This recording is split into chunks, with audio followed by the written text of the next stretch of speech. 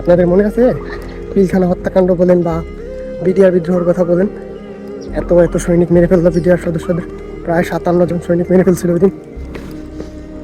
এই কাহিনীটা বা এই ঘটনাটা কেন ঘটছে জানেন? আপনার আমার ভুল সিদ্ধান্তের কারণে, আপনার ভোটটা ভুল জায়গায় দেওয়ার কারণে। কারণ আপনি ভোট দিয়েছেন টেন্ডারবাজ, চাঁদাবাজ, দুর্নীতিবাজ, ধর্ষক, খুনি, তারে ভোট দিয়ে আপনি সংসদে পাঠাইছেন।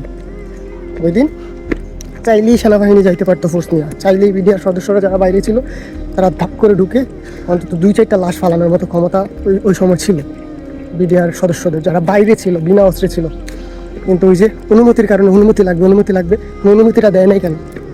এই যে আপনি ভোট দিয়া চোর বাটপার সংসদে পাঠাইছেন, এই কাহিনীটা যাতে দ্বিতীয়বার আর কোনো কিছু না ঘটে এই বাংলার বুকে, তাই চিন্তা ভাবনা করে ভোট দেন।